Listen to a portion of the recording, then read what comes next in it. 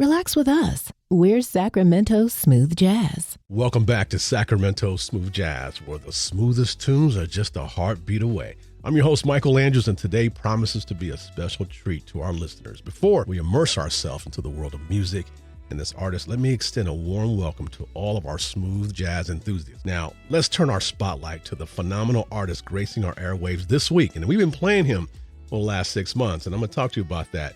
We have the incredibly gifted Billboard charting artist, as well as a Grammy-nominated producer, Demetrius Nabors. He's influenced by the genres of gospel and jazz and classical, even blues, and he's a two-time Detroit Music Award winner, with his talents reaching across the globe. He's armed with a bachelor's and master's in music, as well as a master's in accounting from the University of Michigan, and Demetrius has made waves in the music scene, even making appearances on national television. And today he brings his latest release, Bounce to This, to our discerning audience. So Demetrius, welcome to the Smooth Jazz family here in Sacramento. How are you today? I'm good. Thank you so much for having me. I'm honored that you carved out some time for us today, and definitely love your music, not just your latest track, but your other works as well. And we'll talk about that. But, some questions I have, as we kind of get started, I always like to ask, what was the influences that shaped you into becoming a musical artist? You're not just a pianist, but you're a composer, you're an arranger. So how did that start?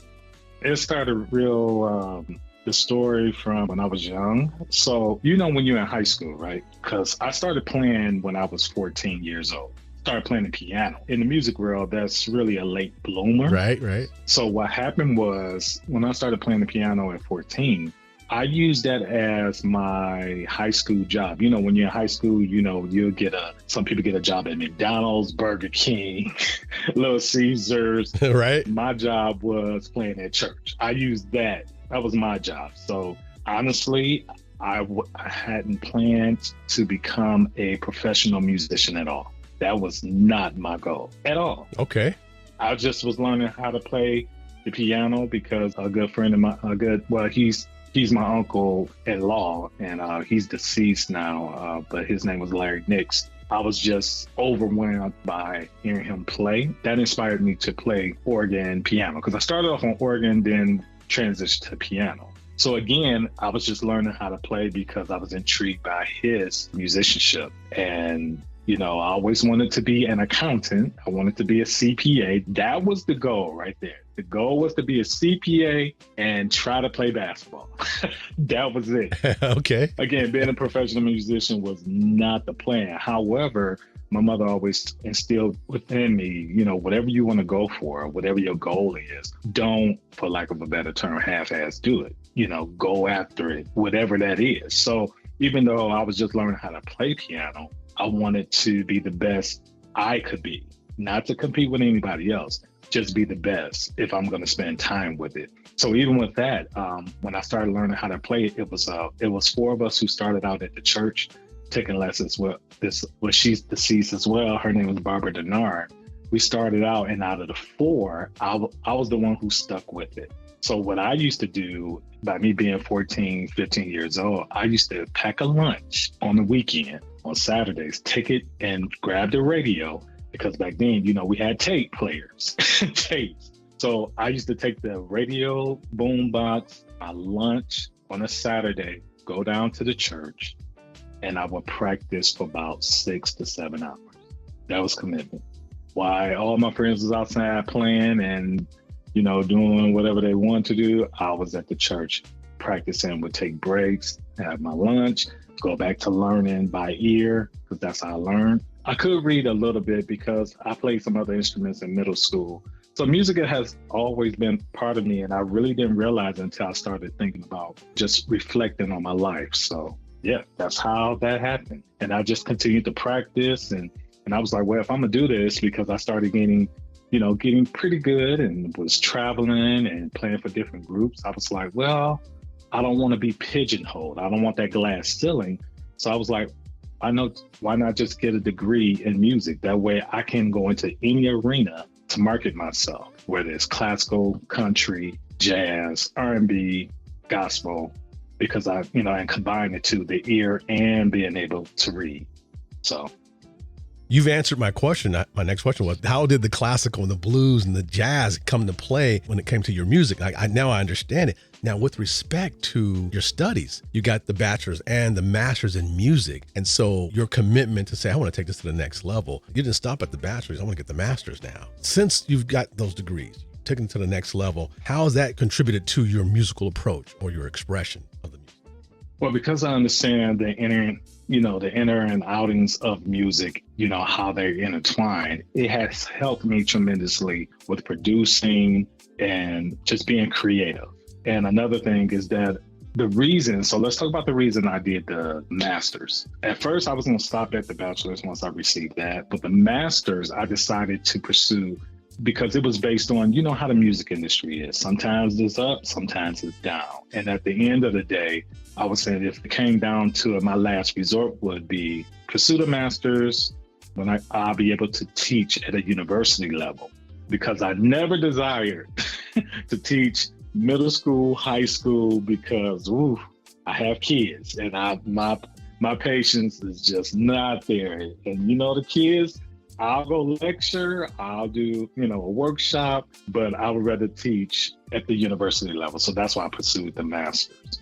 But again, just having those degrees have opened so many doors. And I took classical lessons too while I was in school as well. Because again, I've always been fascinated with that genre as well. But again, I never want to be at a glass ceiling. I want to be able to break through it. So I've been able to perform in so many different arenas because I know how to read and play by ear. So it's just I call it a mashup of flavor that I've been able to just have and, just indulge in. So. Now, seeing how you didn't want a glass ceiling, you didn't want that glass ceiling, and as a result, you're a prominent figure in the Detroit music scene. And now here you are, 2 Detroit Music Awards to add to your collection, being Grammy nominated, working with Kim. Let's talk about that. You've been very methodical in your approach, it seems, and wanted to get to the next level. Here you are, Grammy nominated. You have awards now, amazing producer. Talk to us about your work with Kim and how that Grammy came to be. Well, listen, first of all, I might have been methodical.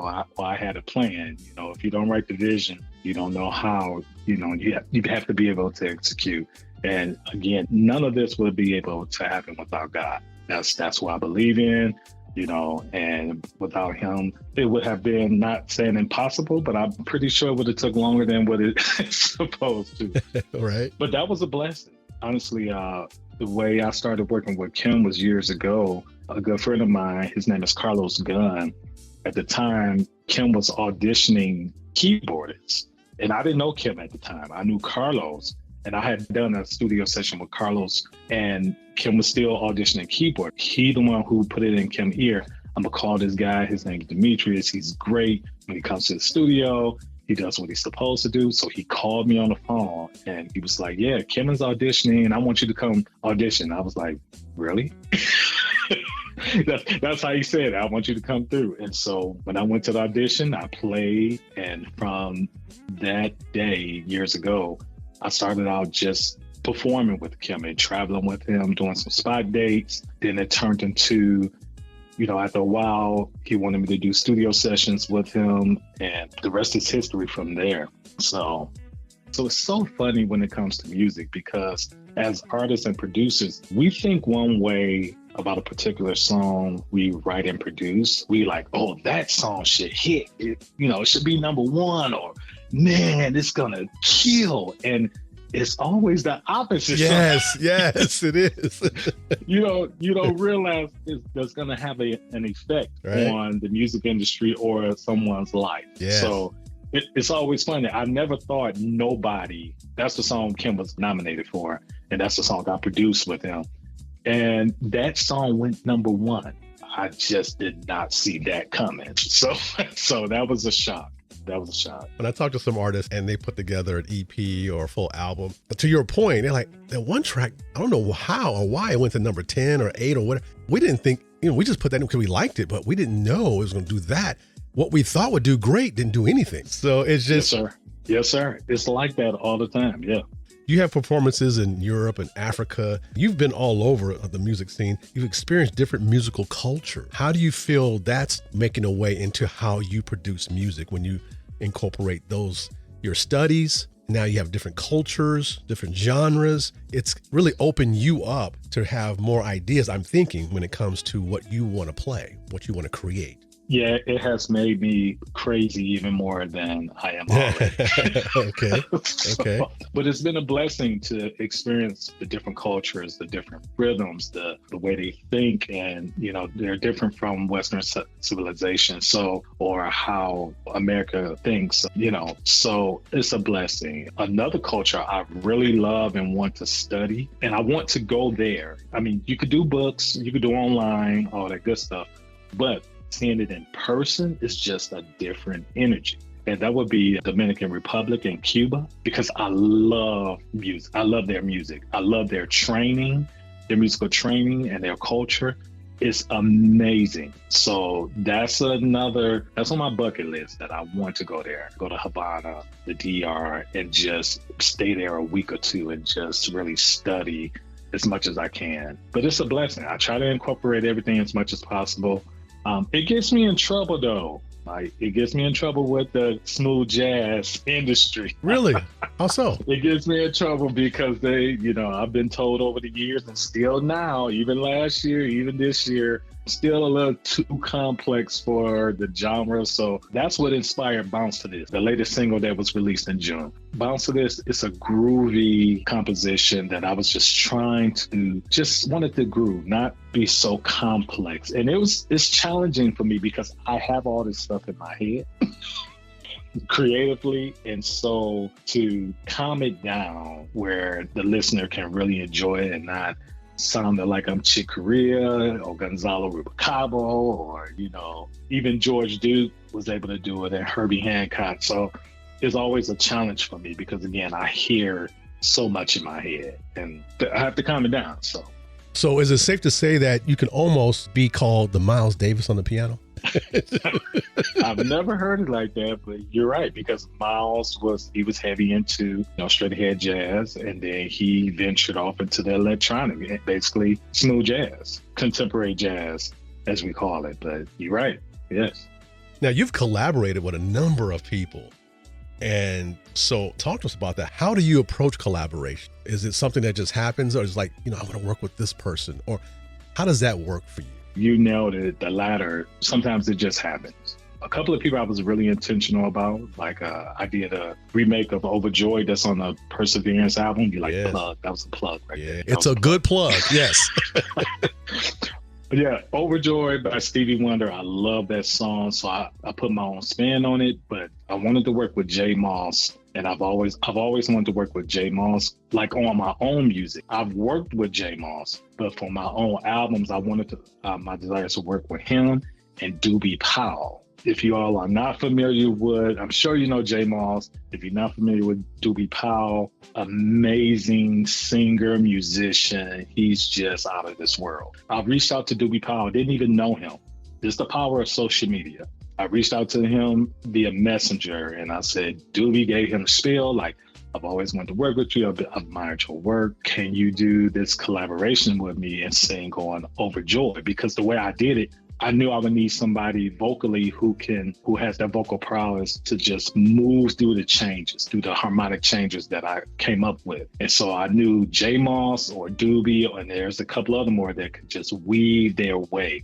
And Doobie responded and was like, he hadn't even heard it yet. And he was just like, sure. I think he already knew my work, so I think that's what helped his decision. But yeah, he killed it. So that was a collaboration that I was intentional about. There's so many collaborations I've actually worked with that's not even on my website. A lot of music is missing from my website of who I worked with, just because I've been so busy with two careers. Sometimes it's just a lot to try to keep up with. I'm trying to do better. It's a lot to manage. But another collaboration that was really special was back in 2011, 2012. I think that was with Lee Ritenour. I recorded with him.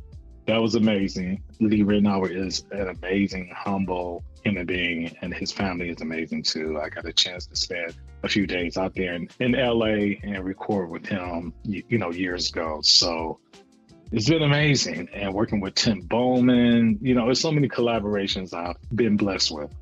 Now, you're known for an amazing live performance. You have mentioned that you thrive in that environment. So with the collaborations, with sharing the stage, doing the live performances, is there a memory? Is this something that just stands out as, wow, I'm here, or I'm with this person, or I'm jamming this? Is what stands out the most to you? That's a great question. I really don't have an answer. My honest opinion or my honest answer is that every performance, whether it's me as an artist or musical director with different artists or just a sideman, I'm just grateful for literally every live performance because it's a gift. We're blessed with it because at any time it can go away. At any time something can happen where we're not blessed to do those performances at all. And that's not the like a cheat code out of the answer, but that's me. I'm grateful for it. Every single performance, whether it's me as an artist or, sharing a stage with an artist. I think that's something to take away for people to understand is that you're grateful for every aspect of what you're doing. And I believe that that's missing. A lot of people don't understand or don't take into account that they should be grateful for every moment. This moment here, I'm grateful for. So every moment. So yeah, I don't think it's a cheat code. I think it's you showing your truth, showing how you really feel about it. That's how can people get in touch with you? How can our listeners connect with you online? Connect with me online via Facebook, Instagram, the normal TikTok, my website, which is DemetriusNabors.com. Please don't spell my name like next door neighbor. It's Nabors, like Jim Nabors. So www.DemetriusNabors.com. For social media, it's Demetrius Nabors Music via all social media, including YouTube. So Demetrius Nabors Music. And connect with me there. And you'll see my email. Reach out to me if you're on social media, message me. If you're on Facebook, for some reason, my Facebook, I get so much attention there, but I don't have any room. Like I can't add anyone. But what I've been doing, so I'm saying this live, what I usually do is for somebody that's adding me, what I'll do, they'll message me and say, hey, I want to join, can you add me? I delete people who don't interact with me. I get rid of them and add that person. So just because it says, he's unable to add more friends, just message me and that person, you will get added. I'm going to delete someone. Yes, I will. You're making room. I love it. I'm making room. Absolutely. Now, before we go, I want our listeners to hear your latest. I want our listeners to know some things about it. Bounce to This was released earlier this year. There's some great things behind it. Can you share some inspiration behind it? What was the driving force in creating that? Who's behind it? Anything you can talk to our listeners about as we get into this. So a couple of things, just to reiterate earlier what I said about Bounce to This, how that composition came about was that I wanted it to groove, wanted it easy listening, but you could still put our stank on it, as we would call it. Right. So actually a good friend of mine, he, when you're a music student, when you're young, they used to take rulers and pop your hand if you played something wrong. That's old school. They used to do that. So that's an analogy that I use with Randy Scott, because Randy Scott, that's a good friend of mine. We're like, he's my big brother. We're really close.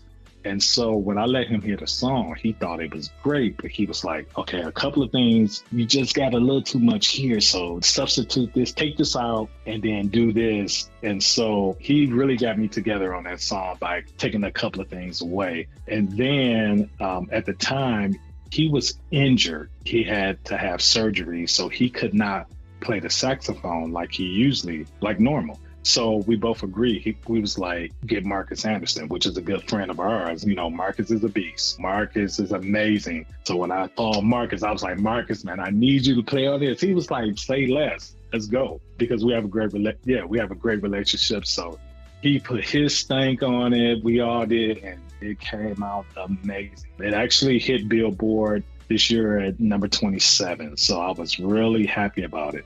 And you get to hear it right now on Sacramento Smooth Jazz. Demetrius, thank you for hanging out with us today. Thank you. I really appreciate it, man. Yes, sir. Thank you.